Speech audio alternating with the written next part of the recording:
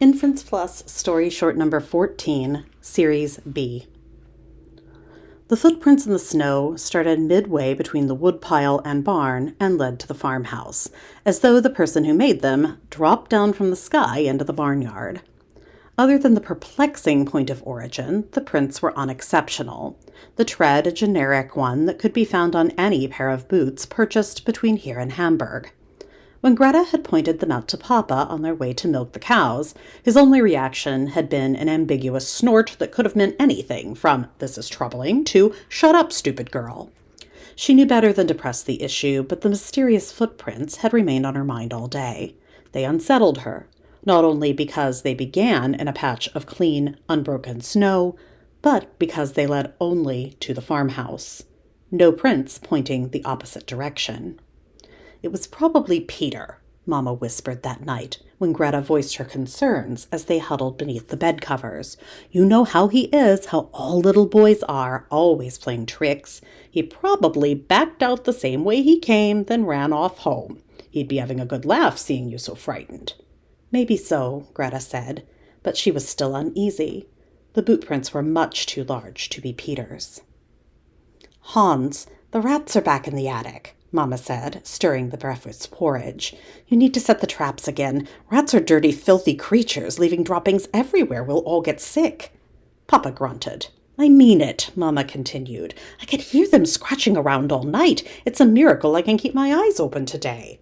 "Send up Greta," Papa said. "She can clean the droppings and set the traps. She's plenty old enough." Greta's stomach dropped the same way it did when the buggy went too fast down the hill to town. She hated rats ever since one got in the crib with the neighbor's baby and bit off one of the boy's tiny fingers. Greta still couldn't look at little Ernst without shuddering. She always made sure she had to use the outhouse before the part of Mass where everyone shook hands and said "Peace be with you" to be sure she wouldn't have to touch that tiny maimed hand. She could not swallow her porridge. The lump in her throat refused it. Shaking with fear, she climbed the ladder to the attic with the dustpan and broom. She would clean the droppings first, then bring up the traps and set them. If she moved quickly, she could be done before midday. She pushed against the dusty hatch and heard the hinges squeal in protest. She pushed her body upwards, dragging the dustpan and broom behind. The attic was icy, even colder than the house below. Greta made her way carefully along the dirty wooden planks, holding out a candle to look for droppings.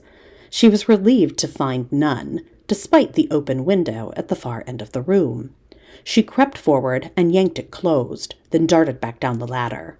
She baited the snapping jaws of the traps with scraps of spoiled bacon and placed them around the attic's perimeter before eagerly slamming the hatch shut again. That afternoon, as Greta peeled potatoes in the kitchen, she heard the familiar crack of traps springing closed. She had placed 8.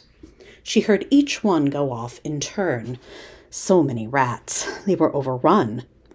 Mama sent her to remove the dead ones and bait them again, but when she opened the attic hatch, there was nothing there except traps snapped shut with no bodies inside them.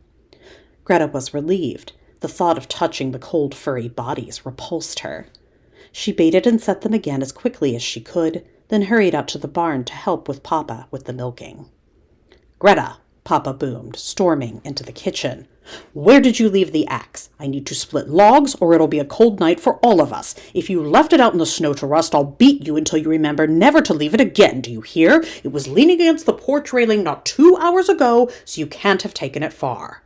"Hans," Mama scolded, "don't blame Greta. She's been here doing the baking with me ever since you finished with the cows. If you want to blame someone, look to yourself. I can smell the whiskey on you from here."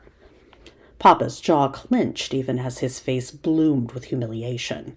His drinking was a frequent source of conflict with Mama, who felt that drunkenness was a sin. "If that axe shows up in the snow, I'll take a belt to her," he shouted, slamming the kitchen door behind him. Greta was crying. Mama pulled her close. "Don't cry, he's all noise," Mama said, smoothing Greta's hair. "And he'll find the axe soon enough. Probably left it in the barn when he went in there for the whiskey." Mama took a spoonful of laudanum for her back before bed, so she slept soundly that night. Greta, however, could hear the rats moving around in the attic again. The traps weren't working. If anything, it sounded like the vermin were closer now, trying to claw their way through the attic hatch right into the bedroom closet. She pulled the quilt over her head, forming a safe, humid bubble. She would stay just like that until morning, or until the rats stopped scratching, whichever came first.